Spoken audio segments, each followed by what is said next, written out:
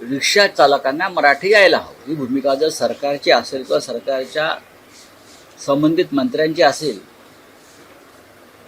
तर त्याच्यावरती प्रतिवाद करण्याची गरज नाही. आपण या शहरामध्ये येऊन रोजीरोटी कमवत आहे. आपल्या रिक्षात बसणारे बहुसंख्य लोक मराठी असतात. आपल्याला मराठी येत नसल्यामुळे गैरसमज निर्माण होतात, मारामाऱ्या होतात, वाद होतात. त्याच्यामुळे तुमच्या सोयीसाठी मराठी शिकायला पाहिजे.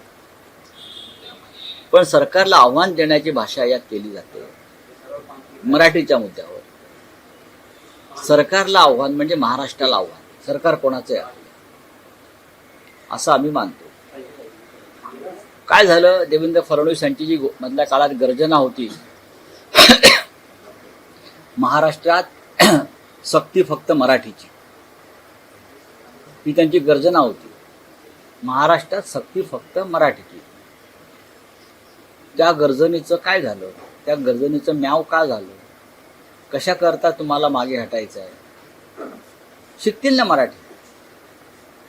तुम्ही कायदा करा, नियम बनवा, 1 मे पासून सुरुवात करा आणि नियम बनवल्यावर त्यांना 6 महिन्याची मुदत द्या.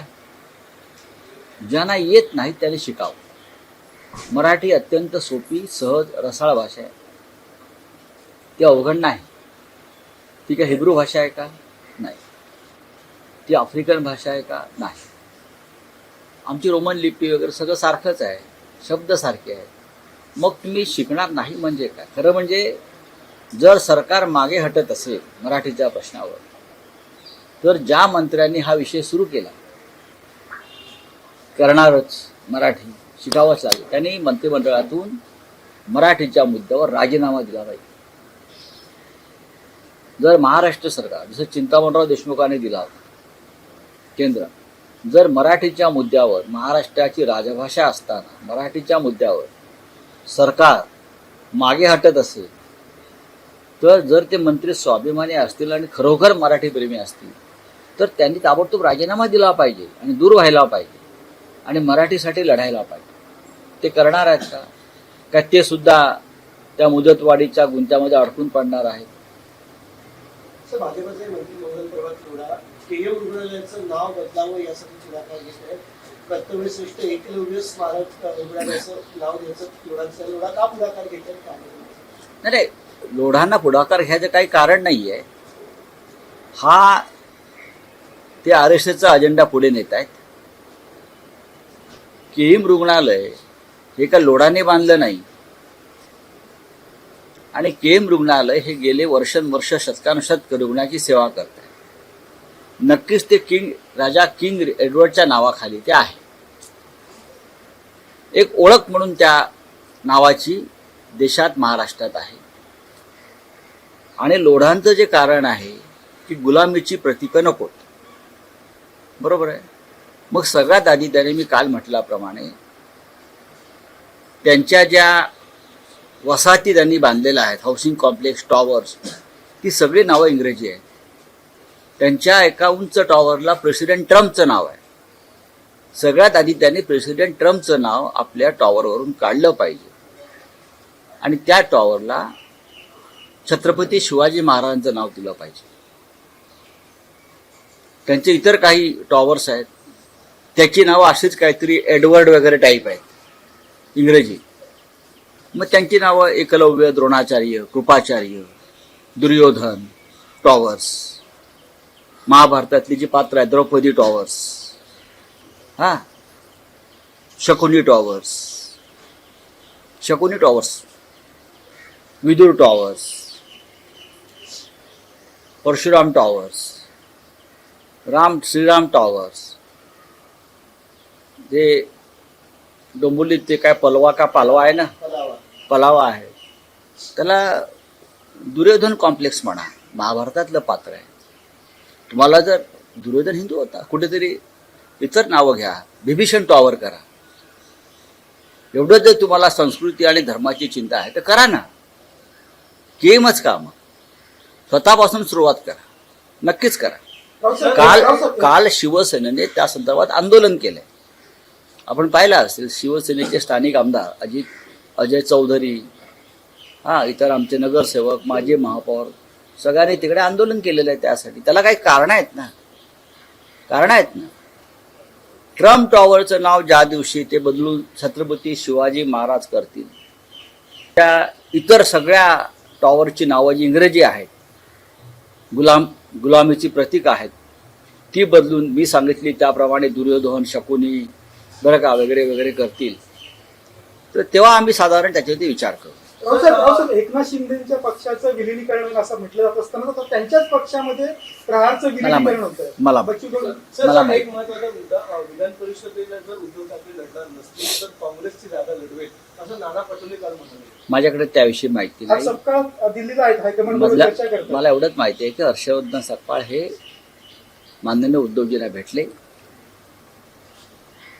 आणि त्यांनी उद्धवजींना विनंती केली आहे की आपण ही जागा स्वतः लढावी आणि विधिमंडळात जावं. त्याच्या मागे भूमिका अशी होती की महाविकास आघाडीचं नेतृत्व विधिमंडळात एका सक्षम महत्त्वाच्या नेतृत्वाकडे असणं गरजेचं आहे आणि त्यानुसार तुम्ही जर आला तर आपल्या सगळ्या आमदारांना एक नेतृत्व मिळेल, ही त्यांनी भूमिका उद्धवजींकडे मांडली.